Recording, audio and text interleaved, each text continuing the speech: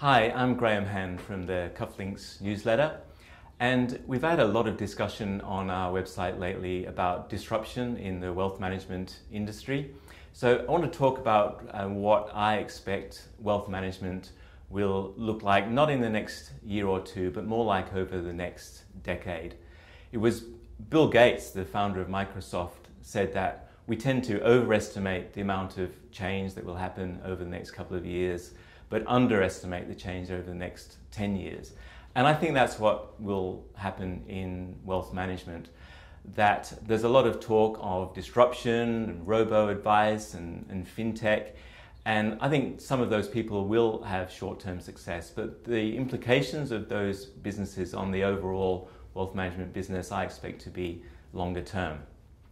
But of course, anyone who has seen what a business like Amazon has done to Borders, what's happened with Kodak or Blockbuster, should never be complacent about the structure of the industry. All industries do have winners and losers. And I think over the longer term, wealth management will be exactly the same. So what do we mean by wealth management? Well, I think we could say there are three major components.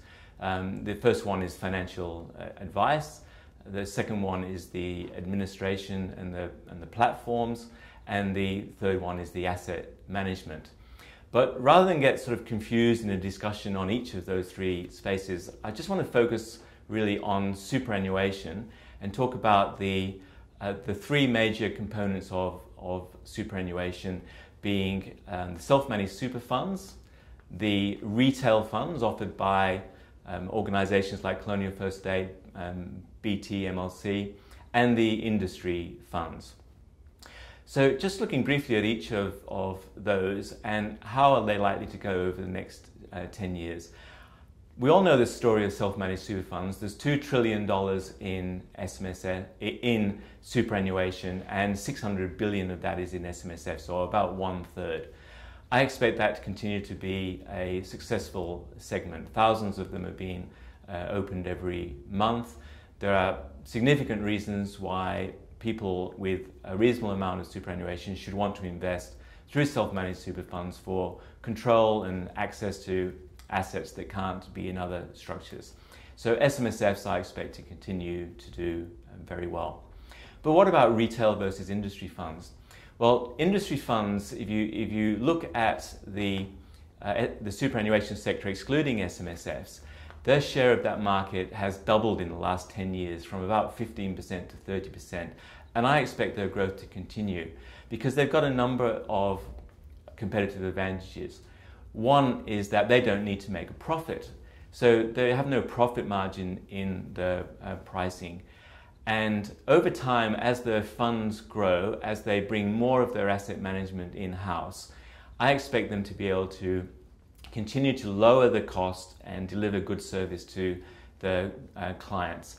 And I would expect over the years that they'll be delivering a good balanced fund with all the different components of a portfolio for, say, 50 basis points.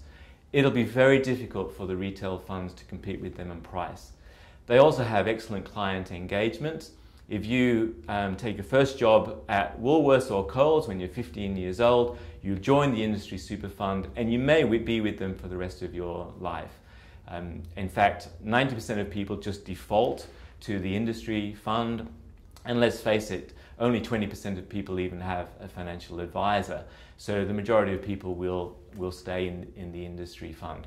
The performance has been good, the cost will be kept down. So where does that leave the retail funds? I don't think they'll fall in the absolute amount that they manage because they've got fantastic distribution networks. If you think that the major banks and AMP control or have alignment with perhaps 70% of financial advisors. So they will continue to do well, but as a share of the market, I expect them to fall as SMSFs and industry funds grow. Still be good businesses, but declining share of the market. Okay, so finally, where does that leave us with robo-advice and fintech? I think there's going to be some very successful businesses there. But let's face it, if there's $2 trillion in superannuation, then just 1% of that market is $20 billion. So if someone got 1% of the market, that would be a big success story. And I think there will be some of those. There'll be some people who do well over the next year or two, certainly over the next 10 years. Someone will attract a decent following and make good money. So I'm not at all dismissing that. But taking 1 or 2% of the market is completely different than taking 20%. That would, I think, be too much of a stretch. But watch the robo-advice space. You'll be able to go online, do a simple risk analysis. You'll be able to get your asset allocation and good reporting, and it'll probably cost you 25 basis points. So that's my expectation for the next 5 or 10 years. And thanks very much for listening.